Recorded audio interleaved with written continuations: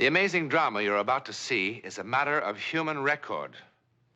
You may believe it or not. But the real people who lived this story, they believe it.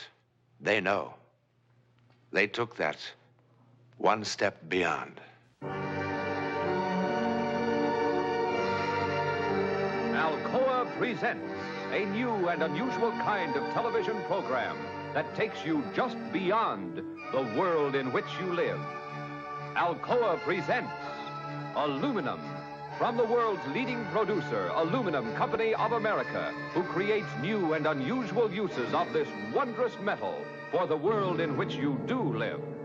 And now, John Newland takes you one step beyond. Here in this warm, secure London house, early April 1912, began the bizarre and untold chapter of a news story that would soon stun the civilized world. In this library was an unread book. Coming events cast their shadows before them. Maybe. Remember this book. We'll come back to it later. It might shock you.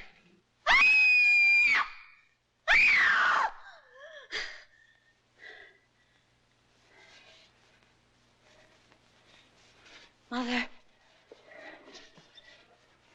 Mother. Mother. Mother! Mother!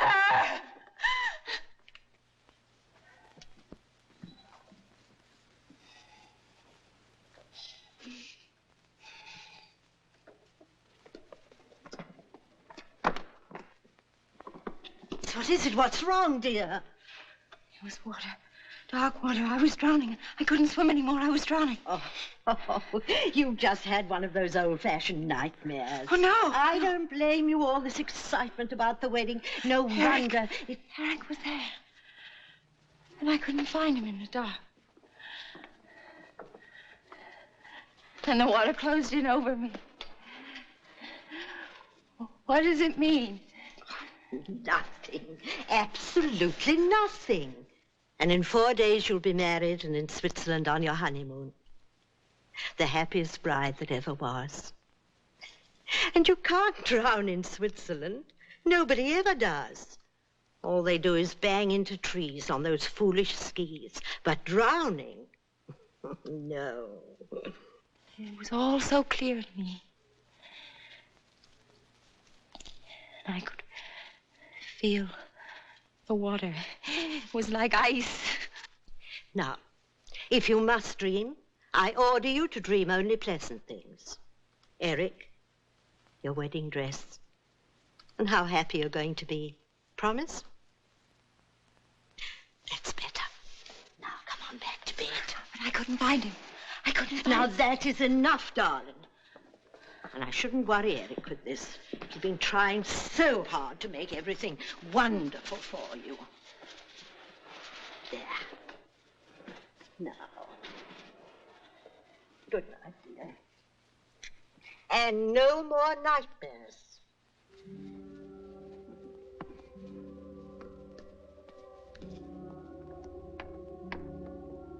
Good night.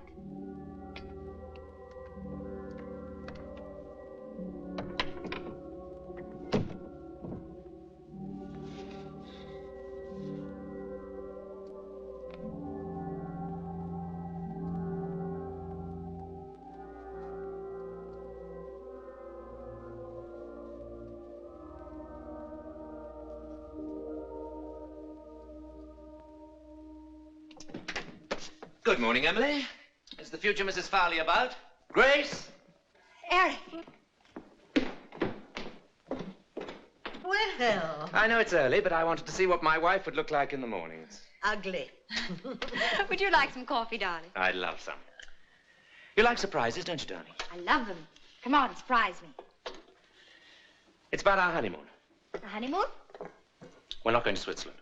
We're not. Well, where are we going? We're going to America. To New York City. New York? Eric. Now, why don't you ask me how we're going to get there? Swim? Rowboat, raft? All right, darling, how? That's how. Stateroom 111B, boat deck, right next door to Mr. and Mrs. John Jacob Astor, no less. On the maiden voyage of His Royal Majesty's ship, Titanic, Southampton to New York, 6 days at sea, next Tuesday. At sea? Oh, just a little sugar, darling. I can't.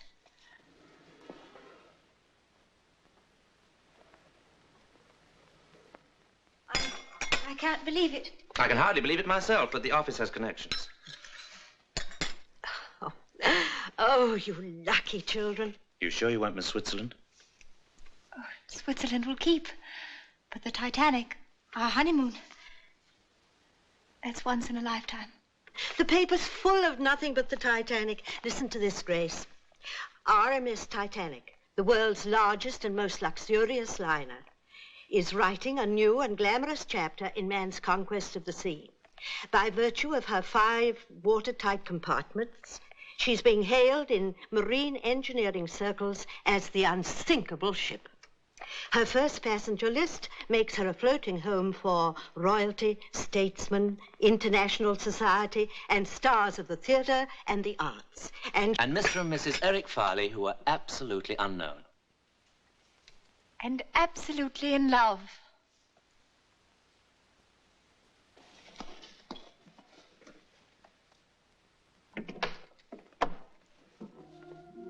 Grace. Grace.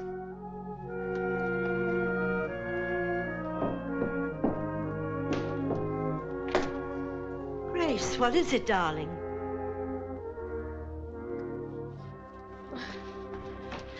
What is it?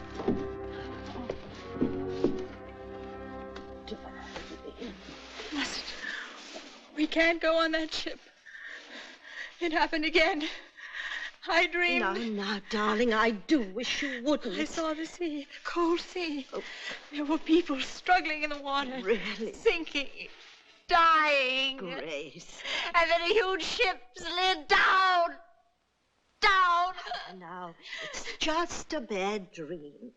Besides, that ship couldn't be the Titanic. The Titanic can't sink. Everyone knows that. I saw a lifeboat tossing in the water. There were letters on the side of it. I saw. Really? So clearly I saw the word Titanic on the side of the boat. I did. I did. I did. I did. I did. I did. I did. Your intuition should tell you that what you see next is not a dream. It can come true. Just what I've always wanted. Only my own dear Aunt Agatha would have guessed. Have you ever kept birds, my darling? No, neither have I. You ever thought of keeping birds? Neither have I. And by all means, write dear Aunt Agatha and tell her she's made us very, very happy. I will.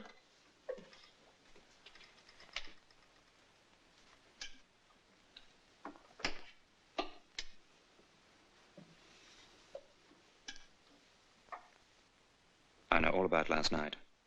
And the night before that. Mother told you. I suppose you think I've gone off my head, one of those silly, hysterical women. I think you're a lot overtired and a little over-imaginative. But this isn't my imagination. Believe me, I saw it. I saw it. Now, that is silly. You don't believe what you see in your sleep? I mean, unless you're a gypsy. Grace, do you trust me? You know I do. Then don't spoil the happiest time of our whole lives just because of a bad dream. Everything's going to be all right, I promise. I'll take care of you always. Oh, hold me tight, darling. You know, if I didn't know you so well, I'd think that you'd fallen in love with another man, that you didn't want to marry me. I couldn't love anybody but you. Very well, I believe you. Only remember, if there ever is another man, I was one of the best shots in the Coldstream Guards.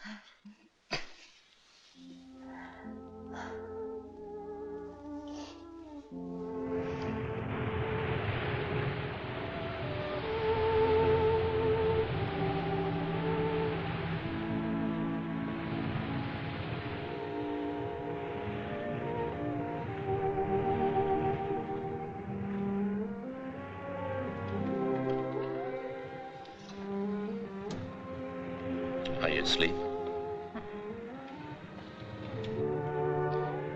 I will keep a bird after all. I beg your pardon. That would please your Aunt Agatha, wouldn't it? Terribly.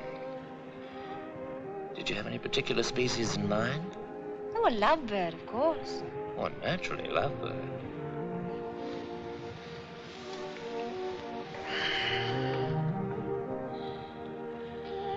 Thank you, darling. What for? The 6 most perfect days of my life.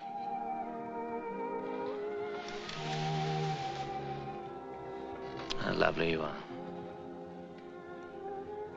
And very young. Could be even better days.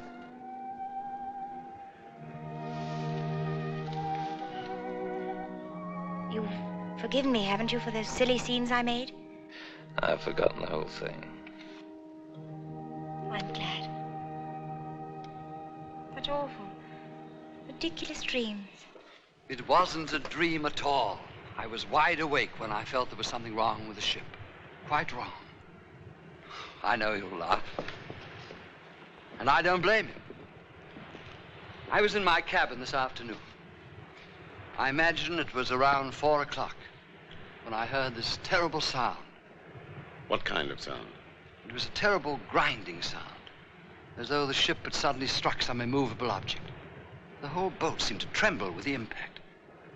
Tell me, by any chance, did you hear anything or feel anything? No, I heard nothing like that, I'm happy to say.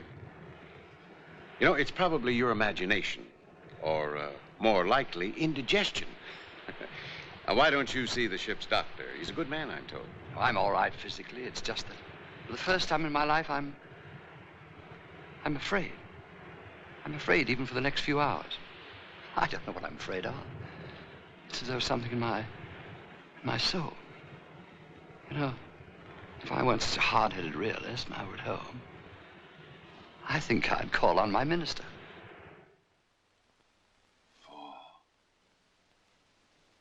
4, 6. 4,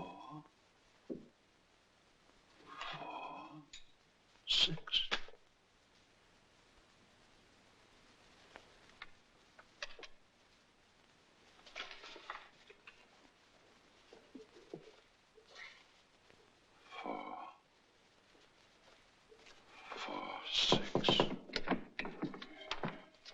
Excuse me, Dr. Morgan, but it's nearly time for the service. Miss Parsons, I'd like the congregation to sing hymn number 446 tonight. But, Dr. Morgan, the hymns for tonight are already posted in the church, and the organist... Please, 446.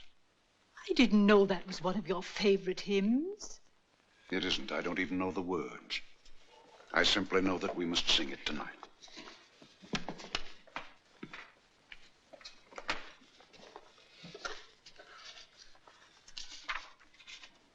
Hear, Father, while we pray to thee for those in peril on the sea. Better we should be praying for our farmers after a winter like this.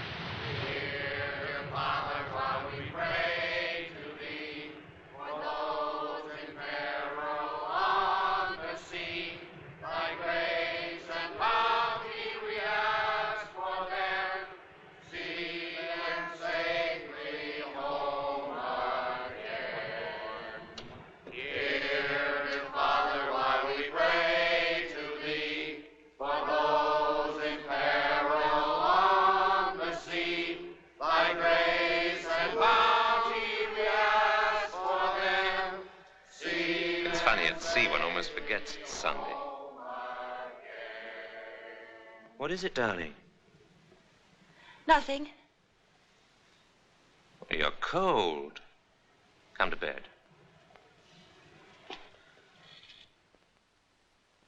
Harry Teller, you're the only man in New York City that's still up. You've been here for 4 hours. I don't know what's wrong with me. Harry, what's this? I thought you were supposed to be drawing pretty girls in the new spring styles. You'll never make the deadline now. I don't know how it happened. I don't know, helpless. Something seemed to be guiding my hand. I can't explain it. You're tired. You've been working too hard. Now, come on. No. No, it's not that. Harry, let's go to bed.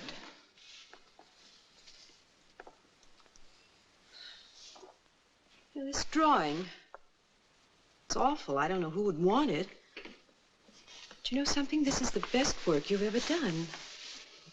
I've never seen you do anything like this before.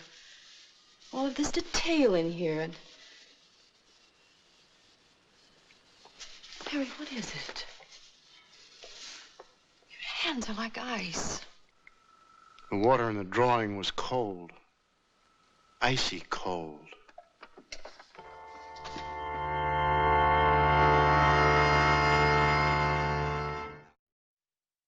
If you listen carefully, we will prove our ability to transfer our thoughts to you.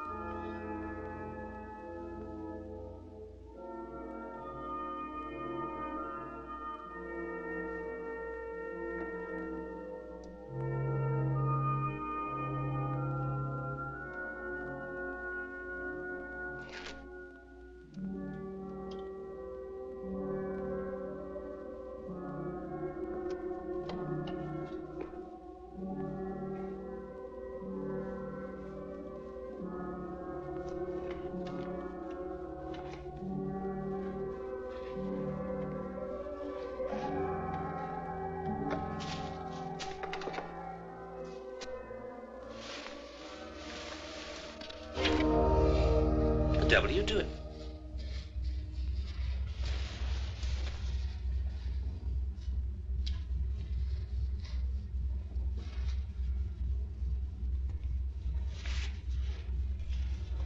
Grace. Grace. Grace.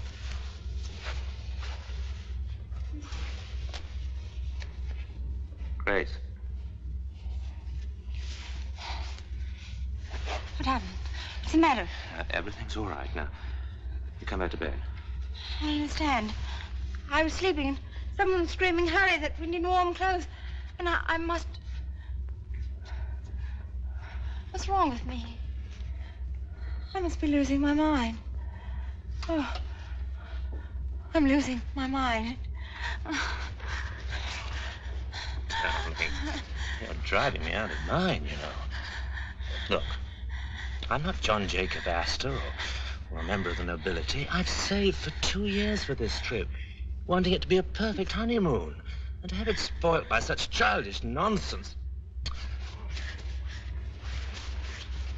Oh, I'm sorry, Eric. I'm sorry. All right, darling, you're forgiven. I just don't make a habit of pitching my best clothes on the floor.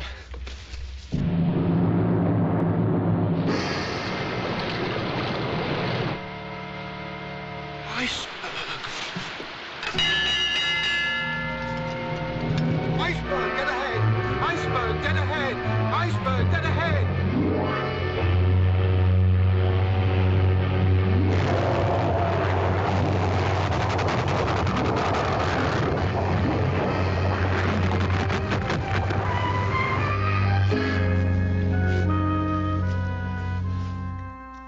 Engine seems to have stopped.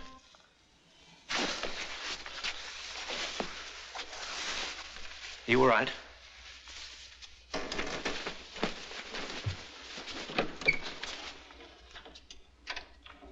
Oh, Stuart. Sir? The engine seemed to have stopped. What was it? There was some report of an iceberg, sir. The captain stopped the vessel, sir, just to be on the safe side, you know. What an incredible ship. What service? They run out of ice at the bar, so what happens? We hit an iceberg. Good fresh ice. That's what I like. It's all over the deck. Have a drink, chum. No, thank you. Never seen an iceberg, darling. Shall we go and have a look? That's a good idea. We'll wrap up good and warm. Captain's orders, go to your lifeboat station. Please dress warmly. Now, there's no need to panic. Just take it nice and easy. It's just a precaution, darling. Remember what the captain said tonight? The ship that nothing in the world could sink?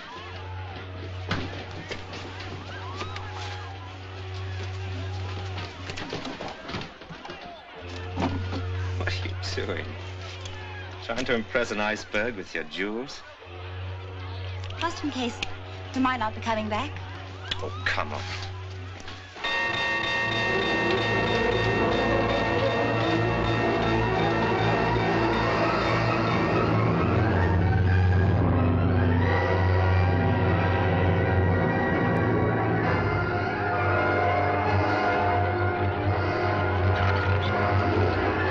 Easy does it now. Women and children only. Men will follow later. There we go. Yeah, jump up. Right. There's the little one. Here's the young fellow. Take care of him, will you? Yes, sir. No, Thank you, madam. no, no. I won't go without you. Hush, No. my darling, hush. No. Now stop it. Listen to me. Have you forgotten your wedding vows so soon? Love, honor, obey. Now you go with the other women in boat 4. I'm sorry. I love our marriage. All 6 days, 5 hours, and 20 minutes of it. I even loved our first fight. If you ever have another bad dream, I'll listen to you. Every word. Come, madam. It's all right. It's all right.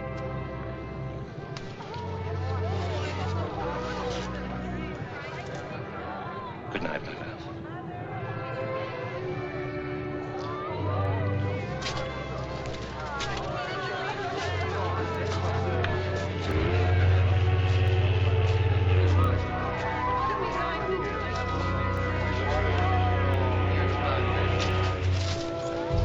On away.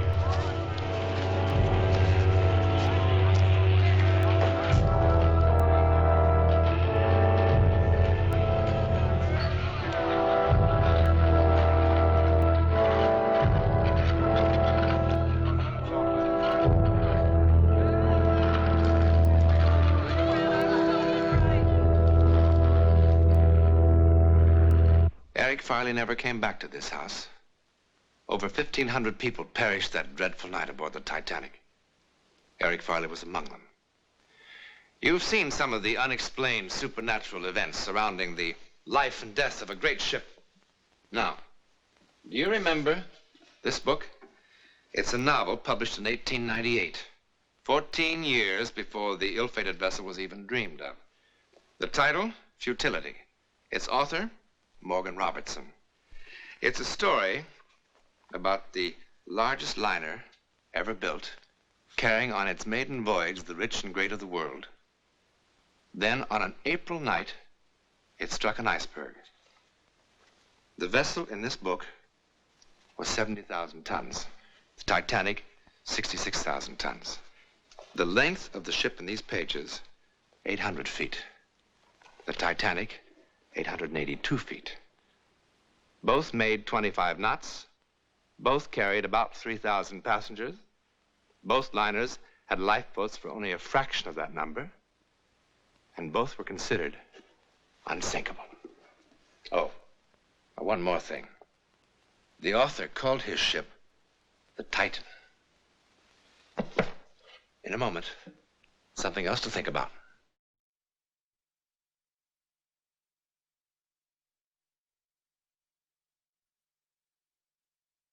This is the ticket that carried a passenger, Arthur Douglas by name, from New York to Chicago on a fantastic excursion into terror. Now, if you were one of the passengers on the train that night, we'll thank you to keep your secret until next week, when a perfectly normal man takes that one step beyond.